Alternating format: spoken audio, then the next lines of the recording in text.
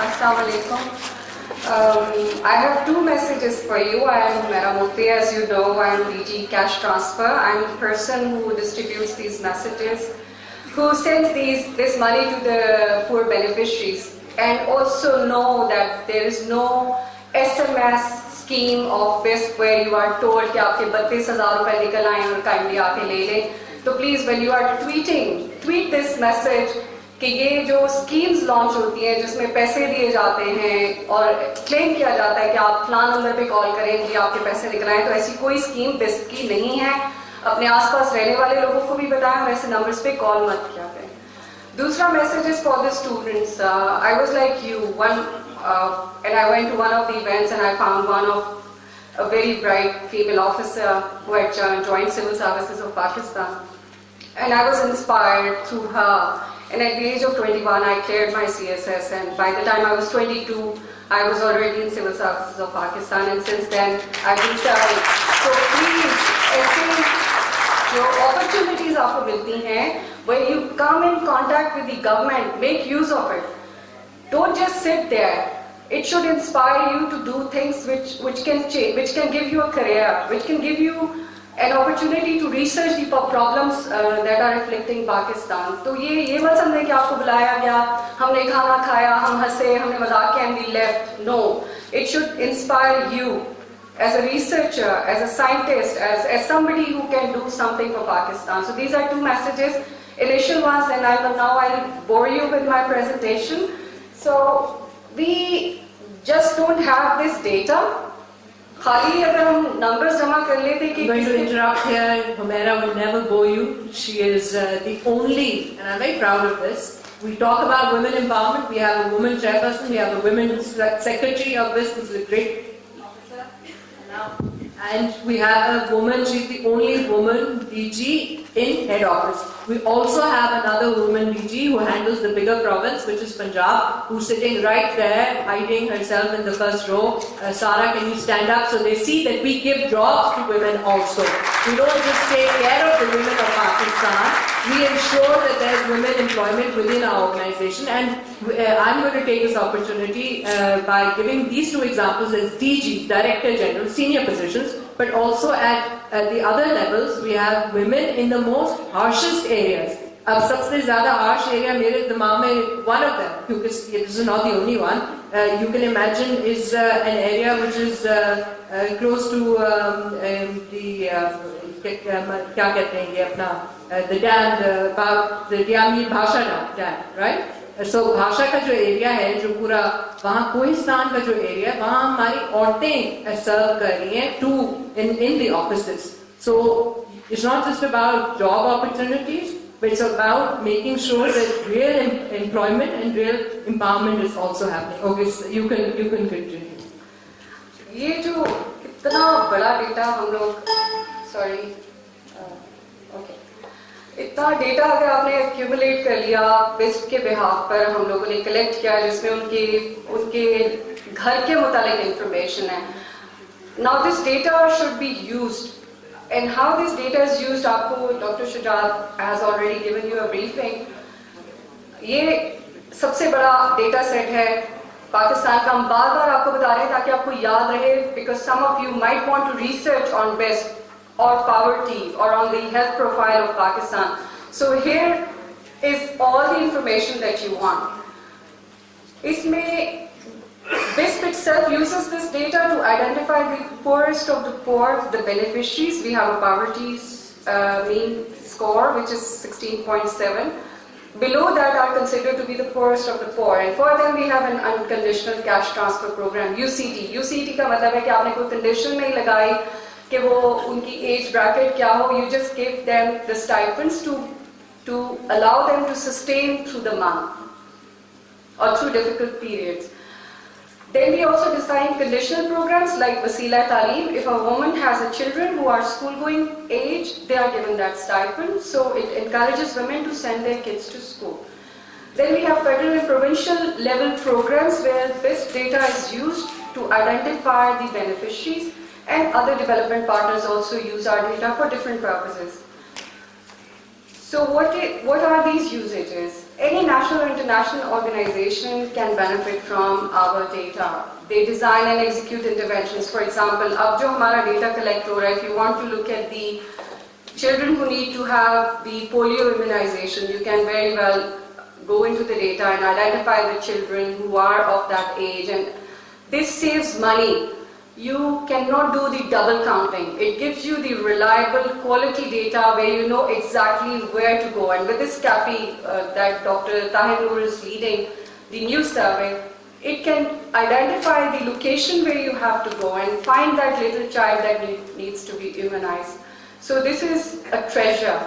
And BISP has this treasure, and we are ready to share this information with anyone, any agency, any individual, any research institute or university in Pakistan or abroad, with which they can help BISP to reach out to the poorest of the poor.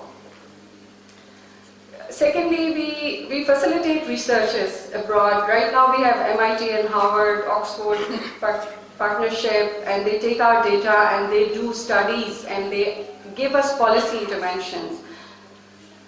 And it is very important that Government of Pakistan has limited resources, so you need to have the targeted approach when you are spending those resources. So you should know where the poor are, what is the disease burden, how to do the budgeting based on that data.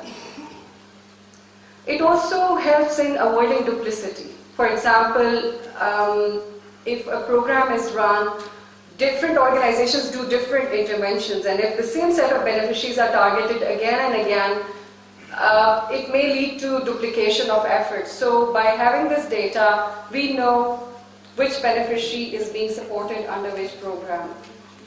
And when the partners take the data, they report back to us. Under the agreement, we make sure that they are reporting to us regarding how many beneficiaries are being targeted through their programs. This is a complicated mathematical design, so look at this, how BISP benefits from this data and how the partners benefit from the data. Our database gets updated. When somebody is providing financial support, for example, to our beneficiary, we get the information that 20,000 BISP beneficiaries have gained microcredit, or they have taken loans from organizations such as Humaira. But this information is scattered. BISP is planning to expand this partnership and the two-way flow of information. We develop institutional linkages. So far we have signed 14 MOUs with national and international leading institutions for sharing of data. And to promote culture of research, we have invited universities to utilize our data. And as I told you, MIT Harvard is right now working with BISP. We have Amna sitting here representing MIT, and she's doing research on our data, on the pending beneficiaries and take-up challenges.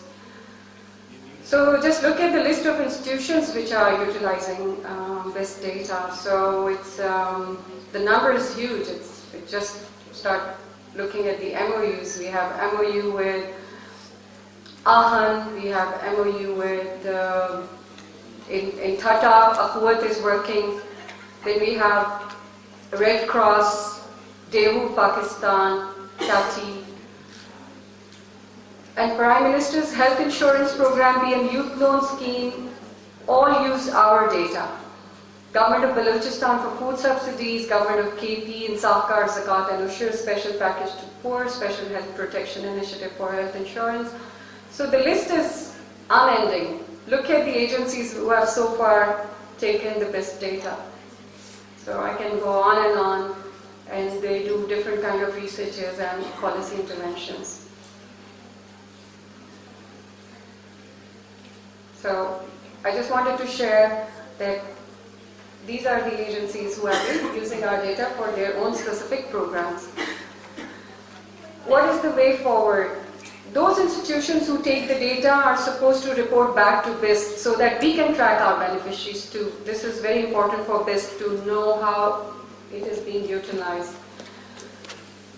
Then we have to do the impact assessment of such partnerships, whether if we have signed a MOU with UNICEF or World Food Program, is it actually materializing into something, or it's just for the sake of publicity and media that, okay, we are partners with BISP, which is a $1 billion US program. So it's not only that, we need to be sure that the people who are taking the data are making meaningful impact and changes in the life of our beneficiaries.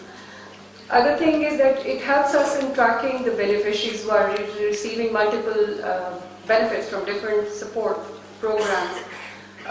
It can help us in assessing whether the person has graduated out of poverty or not. We share our data with skills agencies that provide skill, and this helps in graduating these people from graduate out of poverty. BISP cannot become a skill development agency. We cannot assume the role of other agencies. So we are happy to share our data with those who have the capacity and the wherewithal to deliver. So this is the ultimate objective, that BISP does not become the implementer of those initiatives, rather share the data and allow other agencies who are more qualified or who have a comparative advantage to do the job. So next time when you question that why BISP is not doing skill development, this is the answer, that there are others who know how to do it, and we may take on few pilots, few initiatives where we show that it's doable rather than taking on the job ourselves. So that is all I have to say, and rest is the World Bank's presentation where they will be addressing the way forward. So I am not discussing all the areas that other partners will be discussing in detail.